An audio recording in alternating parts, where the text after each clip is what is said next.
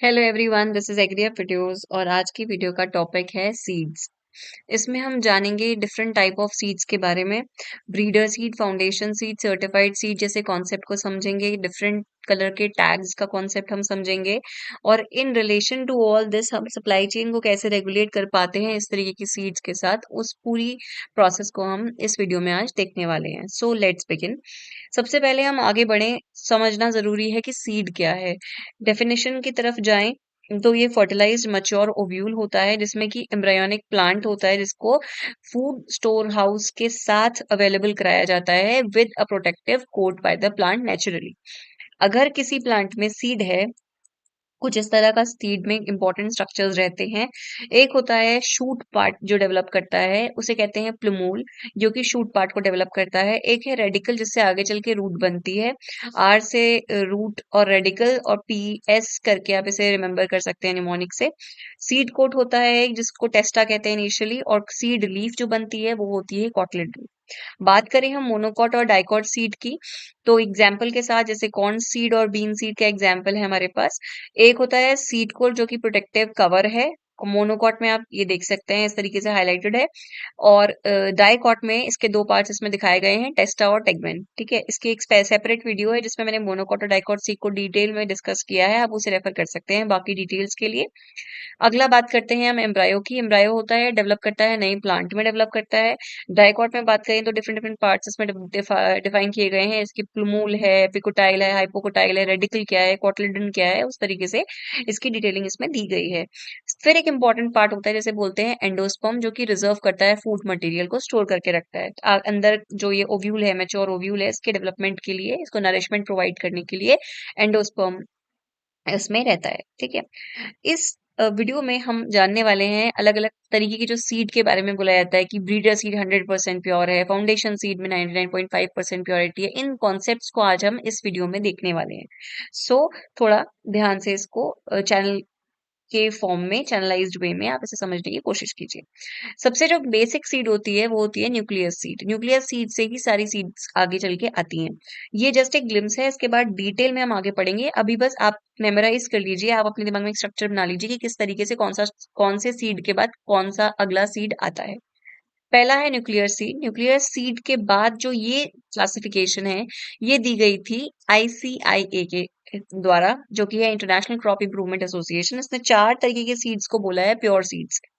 पहला है breeder seed, जिसे हम बोलते हैं प्रजनक बीज, जिसका जो कलर होता है, कलर से आप समझेंगे अगर आप एक सीड का कट्टा ले रहे हैं, एक आपके पास बोरी है जिसमें कि सीड्स अवेलेबल है, मान लीजिए 50 किलो का कट्टा है, 25 किलो का बैग है, जो भी है, उसके बाहर एक टैग होगा। अगर आप किसी सर्टिफाइड अच्छे सीड को आप खरीद रहे हैं, उसके बाहर एक टैग होगा। वो टैग का कलर अगर गोल्डन येलो है, येलो या गोल्डन येलो अगर कलर का टैग है, इसका मतलब वो ब्रीडर सीड है। अगर व्हाइट कलर का टैग है तो वो फाउंडेशन सीड है। अगर पर्पल कलर का टैग है तो वो रजिस्टर्ड सीड है। और अगर ब्लू या फिर थोड़ा और टिपिकली अगर हम बात करें एज्योर ब्लू कलर का सीड है तो वो सर्टिफाइड सीड है। Breeder, foundation, registered and certified, ये सीक्वेंस रहती है सीड्स की। पहला आता है आपका ब्रीडर सीड, उसके बाद आया आपका फाउंडेशन सीड, अगला आता है आपका रजिस्टर्ड सीड और अगला आता है आपका सर्टिफाइड सीड। अगर इसकी सीक्वेंस को मैं याद करने के लिए आपको निमोनिक बनाऊं तो BFRC करके आप इसे याद कर सकते हैं। ब्रीडर सीड का दूसरा नाम होता है प्रजनक बीज। फाउंडेशन को बोला जाता है आधार बीज। रजिस्टर्ड को कहते हैं पंजीकृत बीज या पंजीकरण, जिस मतलब टर्मिनोलॉजी का मतलब पंजीकरण मतलब रजिस्ट्रेशन। तो पंजीकृत बीज मतलब कि रजिस्टर्ड बीज। फिर आता है प्रमाणीकृत बीज जो कि होता है सर्टिफाइड सीड। ठीक है, अब हम डिटेल में समझेंगे इन सारे सीड्स के बारे में। बट इससे पहले हमें समझना जरूरी है कि एक बीज को जब हम प्लांट बनाने के लिए फील्ड में एक बीज की रोपाई की जाती है, उसकी सैपलिंग बनाई जाती है, तो क्या क्वालिटी एट्रीब्यूट्स होते हैं किसी भी बीज के, क्या-क्या फैक्टर्स हैं, बिकॉज़ यही आप समझेंगे अच्छे से, तभी आप समझ पाएँगे कि अलग-अलग जो डिफरेंट कैटेगरीज़ ऑफ सीड है, उसमें हम क्या डिटेल में पढ़ रहे हैं, क्या कॉन्सेप्ट है उसके पीछे।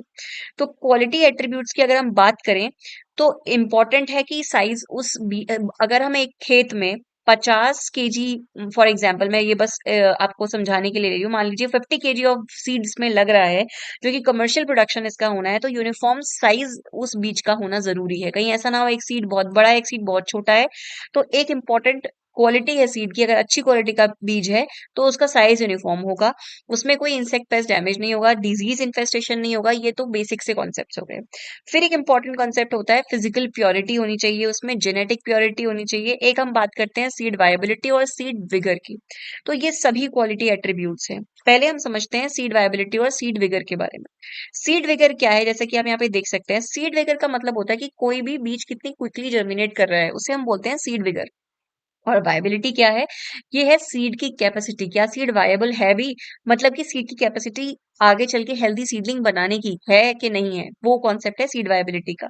सीड विगर की अगर हम बात करें तो ये डिस्टिंग्विश करता है किसी में ज्यादा विगर है, किसी में कम विगर है, उसके बीच में। जबकि वायबिलिटी टेस्ट बताता है कि सीड जिंदा भी है या मर गया है। इसमें हम ये समझते हैं। विगर का अगर हमें टेस्ट करना है तो एक्सेलरेटेड एजिंग टेस्ट होता है, कोल्ड टेस्ट होता है, उस उन कुछ टेस्टों से हम सीड विगर को निकाल सकते हैं, पहचान सकते हैं कि सीड में कितना परसेंट विगर है, कितना किस तरीके का विगर है। वायबिलिटी की अगर हमें टेस्टिंग करनी है तो जर्मिनेशन टेस्ट होता है इसमें, टीजेड टेस्ट जिसे हम क्विक वायबिलिटी टेस्ट कहते हैं, वो होता है इसमें। तो कुछ इस तरीके के टेस्ट से हम इन पता लगा सकते हैं अलग अलग तरीके की सीड्स में कि वायबिलिटी किस तरीके से उसमें आ रही है या है भी या नहीं है। ठीक है, ये सभी को हम परसेंटेज में मेजर करते हैं और पता लगाते हैं कि हमारा सीड की क्वालिटी किस तरीके की है। तो ये वायबिलिटी और विगर को हमने यहाँ पे एक्सप्लेन कर दिया। अब हम बात करते हैं प्योरिटी के बारे में, जो हम आगे चल के बहुत सारा यूज करेंगे इस वर्ड को, टर्मिनोलॉजी को, कि फिजिकल प्योरिटी, जेनेटिक प्योरिटी कितनी है, क्या है। तो ये इसको हम एक बार देख लेते हैं, समझ लेते हैं। फिजिकल प्योरिटी नाम से समझ में आ रहा है, फिजिकल, फिजिकल मतलब कि देख के। फिजिकल प्योरिटी का बेसिक कॉन्सेप्ट ये है कि अगर आप ने बीज 50 किलो, जैसे कि हम पिछले स्लाइड में यहाँ पे लेके चल रहे थे कि 50 किलो बीज है, क्या आपको इसमें फिजिकल प्योरिटी का मतलब है, क्या आपको इसमें कोई दूसरे टाइप का बीज दिख रहा है, क्या आपको इसमें दूसरे क्रॉप का बीज दिख रहा है, क्या आपको इसमें कोई वीड सीड, खरपतवार का बीज दिख रहा है, क्या आपको इसमें कोई इनर्ट मैटर, इनर्ट मैटर मतलब कोई ऐसा मैटर जो कि अनवांटेड मैटर है, जो कि उस क्रॉप के सीड से मैच नहीं कर रहा है, वैसा कुछ कंटेंट आपको इसमें दिख रहा है। किसी भी तरीके का अगर आपको कोई डिफरेंस दिखाई देता है, इसका मतलब उसमें वो फिजिकल प्योरिटी नहीं है। यानी कि अगर हम इसे डिफाइन करें तो सीड की प्योरिटी टेस्ट एनालिसिस की जाती है और क्लासिफाई किया जाता है कॉम्पोजिशन उसके सीड के सैंपल का। जब इसे किया जाता है तो ये एक प्रॉपर प्रोसेस के थ्रू किया जाता है, जिसमें कि जैसे अगर हम बात करें, फिलीपींस का मैंने ऑफिशियल डेटा सीड सर्टिफिकेशन का किसी पर्टिकुलर क्रॉप के लिए निकाला था, जस्ट एक रेफरेंस के लिए। जब हम breeder foundation registered certified seed की बात करते हैं तो अलग अलग में देखो प्योर सीड परसेंटेज कितना होना चाहिए। इस केस में दिया हुआ है 98% प्योर सीड, मतलब कि 2% अगर कोई दूसरा क्रॉप आ गया, मान लो कोई दूसरा वीट सीड आ गया, इनर्ट मैटर आ गया, ये कुछ भी एक्स्ट्रा मटेरियल आ गया उसमें, तो यानी कि उसमें फिजिकल प्योरिटी उतनी परसेंट कम हो जाएगी। जितना ज्यादा फिजिकली प्योर सीड है, इसका मतलब उतना ज्यादा उसमें प्योर सीड, उसमें कंटेंट ज्यादा है। प्योर सीड ज्यादा होने का मतलब क्या है, अगर आपने 50 किलो बीज लगाया है और आपके पास पूरा 50 किलो, अगर मान लो मैं कहूँ कि 100% फिजिकल प्योरिटी है, मतलब कि एक भी बीज किसी और सीड का, बीज सीड का, इनर्ट मैटर का नहीं है, इसका मतलब कि मेरे जो रिजल्ट्स आने हैं, फील्ड का जो प्रोडक्शन है, यील्ड है, वो बढ़ने के चांसेस बहुत ज्यादा बन जाते हैं, बिकॉज सारे सीड्स अच्छे हैं और सारे सीड उसी क्रॉप के हैं। ठीक है, आप समझते हैं जेनेटिक प्योरिटी को। जेनेटिक प्योरिटी को जनरली हम समझते हैं जीन बैंक्स के कॉन्सेप्ट के थ्रू, मतलब कि कितना जेनेट, अब जेनेटिक प्योरिटी आप ऐसे तो नहीं देख सकते कि आपने सामने से चेक किया और आपको दिख गई कि कौन सा जेनेटिकली प्योर है कौन सा नहीं है। इसको समझने के लिए हमें जेनेटिक रिसोर्सेस की मदद लेनी पड़ती है। और जेनेटिक प्योरिटी का मतलब है कि कितना जेनेटिकली वो प्योर है seed sample, in terms of उसकी वैरायटी, उसकी स्पीशी, कितना उसका फिनोटाइप ट्रू है, उसकी मदर और उसके स्टेज ऑफ प्रोडक्शन के थ्रू। तो ये जेनेटिक रिसोर्सेज, जीन बैंक्स, उनके थ्रू ये किया जाता है। टेस्टिंग, पूरी sampling, pedigree, everything is done in that way. तो जेनेटिक प्योरिटी आप ऐसे नहीं देख सकते हो, फिजिकली नहीं देख सकते हो ऑब्वियसली। तो ये दोनों कॉन्सेप्ट्स को आपको समझना बहुत जरूरी है आगे बढ़ने से पहले। अब हम आगे बढ़ते हैं, सीड सर्टिफिकेशन के कॉन्सेप्ट पे पहले हम आते हैं। क्यों सीड सर्टिफिकेशन आया, ये क्या है, क्या रीजन है इसका। सबसे पहले सीड सर्टिफिकेशन है क्या, सीड को सर्टिफाई करना लीगली सैंक्शनड एक सिस्टम है क्वालिटी कंट्रोल का, ताकि सीड का मल्टीप्लिकेशन और उसका प्रोडक्शन एक प्रॉपर तरीके से किया जा सके। नहीं तो कोई भी किसी भी तरीके के बीज को आपको बोलेगा कि हाँ ये बीज तो बहुत अच्छा है, आप इसे फील्ड में लगाइए, आपको रिजल्ट मिलेगा, प्रोडक्शन होगा। फार्मर ने पूरे साल मेहनत करी बट उसे कोई भी रिजल्ट नहीं मिला, बिकॉज वो बीज ही अच्छा नहीं था, वो बीज ही नकली था, वो बीज ही किसी दूसरे क्रॉप का था या वीड सीड का था, या फॉर एग्जाम्पल वो वायबल बीज ही नहीं था। इसलिए ये एक सिस्टम को लाना बहुत जरूरी था। पर्पस क्या है सीड सर्टिफिकेशन का, ताकि सभी पब्लिक को, पूरी पब्लिक को प्रॉपर सर्टिफिकेशन सिस्टम के थ्रू अच्छी क्वालिटी का बीज मिले, जिसे हम हाई यील्डिंग वैरायटी का सीड कहते हैं, वो मिले, प्रॉपर प्रोपोगेटिंग मटेरियल मिले, अलग अलग वैरायटी का डिस्ट्रीब्यूट हो तरीके से, ताकि एक जेनेटिक आइडेंटिटी और जेनेटिक प्योरिटी को हम इंश्योर कर सकें। ये रीजन था इस पूरे प्रोग्राम को लाने का। अब बात करते हैं क्या हिस्ट्री रही है सीड सर्टिफिकेशन की इंडिया में। फील्ड को इवैल्यूएट करना, सीड क्रॉप को सर्टिफिकेशन देना, सबसे पहले जो ये काम स्टार्ट किया गया था वो किया गया था नेशनल सीड कॉर्पोरेशन के द्वारा, जो कि स्टार्ट हुई थी 1963 में। Very very important and crucial for your examination point of view, and also कि आपको बेसिक्स समझने में इससे हेल्प मिलेगी। अब लीगल स्टेटस जो मिला सीड सर्टिफिकेशन का, वो मिला पहले इंडियन सीड एक्ट से, जो कि आया 1966 में। उसके बाद आए सीड रूल्स, जो कि 1968 में आए। सीड एक्ट ने क्या किया, स्टैब्लिश करी एक सीड सर्टिफिकेशन एजेंसी, जो कि स्टेट्स में थी, और एट प्रेजेंट ये 22 स्टेट्स में, सबसे पहले महाराष्ट्र में लाई गई थी, और आज की डेट में ये 22 स्टेट्स में सीड सर्टिफिकेशन एजेंसीज एस्टैब्लिश्ड हैं अंडर सीड एक्ट। इस तरीके से एक सिस्टम इन प्लेस लाया गया। इंडिया में जो सीड का सर्टिफिकेशन है, ये वॉलंटरी चीज है, मतलब करना चाहें तो करें, नहीं करना चाहें तो ना करें, but labelling is very very important and it is compulsory किसी भी स्टेज। अब जो हम बात करते हैं एओएससीए की, उसने क्या-क्या सीड की क्लासेस डिफाइन करी हैं कि किस तरीके का बीज हो सकता है। सिंपल है, ब्रीडर बीज हो सकता है, फाउंडेशन सीड हो सकता है, रजिस्टर्ड हो सकता है, सर्टिफाइड हो सकता है। नॉर्मली अगर हम बहुत ही बेसिक से समझने की कोशिश करें तो सिंपल है, ब्रीडर सीड कोई ब्रीडर बनाता है। फाउंडेशन सीड अलग-अलग state farm corporation of India, national seed corporation, state seed corporation technical control की हेल्प से, जो कि ब्रीडर देता है, टेक्निकल ऑफिसर्स होते हैं वो देते हैं। फाउंडेशन सीड वो तैयार करते हैं। रजिस्टर्ड सीड की बात करें, ये वो सीड होता है जिसकी जेनेटिक आइडेंटिटी प्योरिटी अप्रूव की जाती है प्रॉपर किसी एजेंसी के द्वारा, ये वो सीड है। सर्टिफाइड की बात करें तो ये एक सर्टिफिकेशन एजेंसी के द्वारा अप्रूव्ड होता है। इसमें जो सीड है वो स्टेट या नेशनल कॉर्पोरेशन, प्राइवेट कंपनीज, किसी प्रोग्रेसिव फार्मर के फार्म पे कमर्शियल ग्रोथ के लिए बनाती है। ठीक है, थोड़ा और डीप में समझते हैं अब एक एक टाइप के सीड को। अलग अलग नाम है सीड्स के, उनको समझते हैं। न्यूक्लियर सीड, जैसे कि हमने पढ़ा कि सबसे पहला जो सीड होता है वो होता है न्यूक्लियर सीड। ये 100% जेनेटिकली प्योर है और 100% इसकी फिजिकल प्योरिटी होती है। ये बनाया जाता है किसी ब्रीडर इंस्टीट्यूट या यूनिवर्सिटी के द्वारा। किस कौन से स्टॉक से लिया जाता है, ये न्यूक्लियर सीड स्टॉक से लिया जाता है। ठीक है, ब्रीडर सीड जैसे कि मैंने बताया कि कोई ब्रीडर बनाता है। Ministry of agriculture proper supervise करती है हर एक प्रोसेस को, हर एक एक्टिविटी को। प्रॉपर इसमें सर्टिफिकेशन के लिए लंबा चौड़ा प्रोसेस होता है। 100% ये अगर प्रोसेस आपको समझना है, ये तो एक सेपरेट टॉपिक है, तो अगर आपको चाहिए तो आप मेंशन कर दीजिएगा कमेंट बॉक्स में, I will surely make a content on that. उसके बाद बात करें प्योरिटी की, तो ये 100% प्योर है। इसका जो टैग होता है, टैग को मैं आगे आपको बताऊंगी कि इस तरीके का एक टैग होगा जो कि आपके मैंने बताया था बोरी के ऊपर या आपका जो बैग है उसके ऊपर एक इस तरीके का स्टिकर लगा होगा, ये है टैग, इसे टैग बोला जाता है। मेज का ब्रीडर, इसमें लिखा हुआ है मेज ब्रीडर। ठीक है, इसमें क्लास ऑफ सीड के बारे में लिखा है, क्रॉप कौन सी है, वैरायटी कौन सी है, लॉट कौन सा है, डेट ऑफ टेस्ट कौन सी है, pure seed, do not matter, germination, genetic purity कितनी है, सब कुछ मेंशन्ड है। तो इस तरीके का होता है टैग, जो कि ब्रीडर सीड के केस में गोल्डन येलो कलर का होता है। फाउंडेशन सीड की बात करें, कुछ इस तरीके का टैग इसमें होता है जो कि व्हाइट कलर का होता है। जैसे कि ये इसमें लिखा हुआ है फाउंडेशन सीड, इस तरीके से इसमें काफी चीजें लिखी हुई होंगी। सर्टिफाइड होगा, ये प्रमाणिक होगा किसी निरीक्षक द्वारा।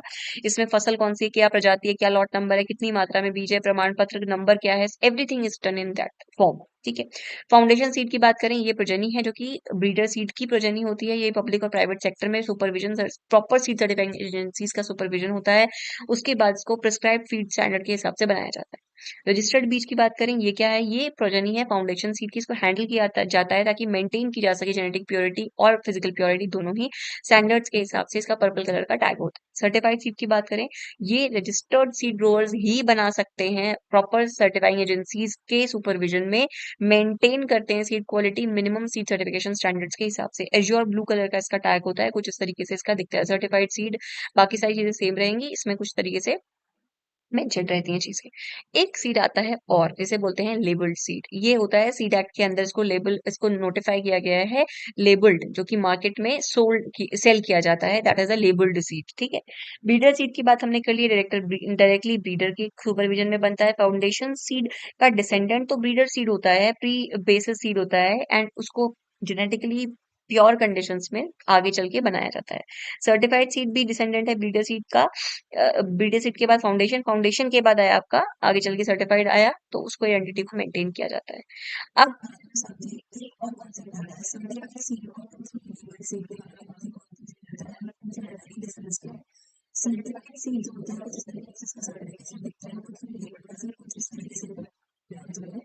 दिखता है टैग। सर्टिफिकेशन सर्टिफाइड सीड के केस में वॉलंटरी है, करना चाहें तो करें, नहीं करना चाहें तो ना करें। ट्रूथफुली लेबल्ड अगर सीड कोई है तो उसको कंपलसरी किया जाता है नोटिफिकेशन के लिए, अलग अलग काइंड ऑफ वैराइटीज के लिए इसकी लेबलिंग होनी, सर्टिफिकेशन होनी बहुत इंपॉर्टेंट है। एप्लीकेशन जो नोटिफाइड इसमें सर्टिफाइड सीड के केस में है, इसमें एप्लीकेबल है ये सिर्फ नोटिफाइड काइंड ऑफ वैराइटीज के लिए, जबकि ये नोटिफाइड और रिलीज्ड दोनों वैराइटीज के लिए इंपॉर्टेंट है। सर्टिफाइड सीड की बात करें, दोनों मिनिमम मिनिमम फील्ड स्टैंडर्ड और सीड स्टैंडर्ड्स को मेंटेन सेटिस्फाई करने जरूरी है। इस ट्रूथफुली लेबल्ड के केस में फिजिकल प्योरिटी और जर्मिनेशन की टेस्टिंग करना बहुत इंपॉर्टेंट है। Seed certification officer, seed inspector इसमें सैंपल ले सकते हैं इंस्पेक्शन के लिए, और ट्रूथफुली लेबल्ड सीड के केस में सीड इंस्पेक्टर अकेला सैंपल ले सकता है, चेक कर सकता है क्वालिटी की ट्रूथफुली लेबल्ड सीड है या नहीं। अब हम समझते हैं जनरेशन सिस्टम सीड मल्टीप्लिकेशन का है क्या, क्यों कर रहे हैं, क्या कर रहे हैं, क्या प्रोसेस है, 3 जनरेशन मॉडल क्या है, 4 जनरेशन मॉडल क्या है, 5 जनरेशन मॉडल क्या है, क्या चीज है। तो इसे समझने से पहले हमें समझना ज़रूरी है कि किन चीज़ों पे ये प्रोग्राम डिपेंडेंट है। पहला है कि किस रेट से जेनेटिक डिटोरेशन हो रहा है। उसकी जो जेनेटिक प्योरिटी है किस रेट से घट रही है। सीड मल्टीप्लिकेशन का रेशियो क्या है और टोटल सीड की डिमांड क्या है। इन तीनों फैक्टर्स को ध्यान में रखते हुए आगे चल के काम कोई भी किया जाता है। 3 जनरेशन मॉडल में आता है आपका breeder seed, foundation seed, certified seed. 4 generation model में आता है आपका ब्रीडर सीड, फाउंडेशन सीड का 2 सेकंड क्लास, फिर आया आपका सर्टिफाइड सीड। जबकि 5 जनरेशन मॉडल में ब्रीडर है, फाउंडेशन की पहली क्लास, सेकंड, थर्ड, उसके सेकंड के बाद सर्टिफाइड की पहली और सर्टिफाइड की सेकंड। ज्यादातर जो क्रॉस पॉलिनेटेड क्रॉप्स हैं 3 से 4 जनरेशन मॉडल के, वो यूज करते हैं सीड मल्टीप्लिकेशन के लिए। जैसे कि बात करें हम कैस्टर की, रेड ग्राम, jute, green gram, rape seed, mustard, sesame, sunflower, ये और सारे मोस्ट ऑफ द वेजिटेबल जो भी क्रॉप्स हैं वो इसको यूज करने की कोशिश करते हैं। अब जनरेशन सिस्टम को अगर हमें समझना है तो हमें समझना जरूरी है कि न्यूक्लियर सीड हुआ जिसका टैग स्पेसिफिक नहीं होता है, ब्रीडर सीड का गोल्डन येलो टैग होता है, फाउंडेशन सीड में इसमें स्टेज 1 स्टेज 2 दो होते हैं, व्हाइट टैग होता है, एश्योर ब्लू है सर्टिफाइड सीड का। फिर जाके ये सीड फार्मर के पास आया है और ट्रूथफुली लेबल्ड सीड है, इसका ओपेल ग्रीन कलर का टैग होता है। बात करते हैं एजेंसी की। इसमें कंसर्न ब्रीडर, स्पॉन्सरिंग इंस्टीट्यूट या फिर ब्रीडर खुद भी इसमें रिस्पॉन्सिबल एजेंसी के नाम पे काम कर सकता है। क्वालिटी कंट्रोल इसमें ब्रीडर मेंटेन करता है। एजेंसी की बात करें ब्रीडर से सीड के केस में, कंसर्न ब्रीडर या फिर स्पॉन्सरिंग इंस्टीट्यूट या फिर सीड टेक्नोलॉजिस्ट इसमें इंपॉर्टेंटली रिस्पॉन्सिबल होता है। ब्रीडर सीड मॉनिटरिंग टीम होती है, फील्ड इंस्पेक्शन होता है चेक करने के लिए जेनेटिक प्योरिटी, जिसे हम बोलते हैं ग्रो आउट टेस्ट, जो कि किया जाता है। फाउंडेशन सीड की बात करें तो इसमें क्या हुआ कि state department, agriculture agency, national seed corporation, central, state, everything, private corporation सब आ गए इसमें। जबकि क्वालिटी कंट्रोल सिस्टम की बात करें तो मिनिमम जो रिक्वायरमेंट फिजिकल प्योरिटी और रादर क्वालिटी स्टैंडर्ड्स की जो प्योरिटी है वो इसमें मेंटेन करना बहुत ज्यादा इंपॉर्टेंट बन जाता है। अब हम बात करते हैं सीड सप्लाई चेन के बारे में। सीड सप्लाई चेन को अगर हमें समझना है तो हमें समझना पड़ेगा कि क्या प्रोसेस है। R&D होती है, रिसर्च एंड डेवलपमेंट होता है, अलग अलग तरीके का सीड आता है। जीन बैंक्स हैं, जीन बैंक से ब्रीडिंग होती है, सिलेक्शन होता है, उसके बाद होता है प्रोडक्शन या फिर मल्टीप्लिकेशन जिसे हम कहते हैं, ताकि वो लार्ज स्केल प्रोडक्शन हो सके। उसके बाद होती है सॉर्टिंग या फिर ग्रेडिंग, फिर होता है सीड ट्रीटमेंट, फिर पैकेजिंग की जाती है, फिर स्टोरेज होता है और फाइनली डिस्ट्रीब्यूट किया जाता है। इस पूरे प्रोसेस के बीच में प्रोसेसिंग और पैकेजिंग वाला रोल आता है और ट्रांसपोर्ट और सप्लाई लॉजिस्टिक्स का बहुत इंपॉर्टेंट इसमें रोल रहता है। इस इवेंट में फाइनली जब आप होलसेल, रिटेल, फार्मर्स तक पहुंच रहे हैं, नीचे तक आपके अलग अलग लेवल्स पे अलग अलग एजेंसीज इन्वॉल्व हैं, चाहे आप बात करें ICR की, चाहे आप बात करें स्टेट एग्रीकल्चर यूनिवर्सिटीज की, चाहे आप बात करें अलग अलग और एजेंसी जैसे कि नेशनल सीड कॉर्पोरेशन है, SAI है, SFCI है, इस तरीके से काफी एजेंसीज इसमें इन्वॉल्व रहती हैं। तो ये पूरा प्रोसेस रहता है इस पूरी इवेंट में। अब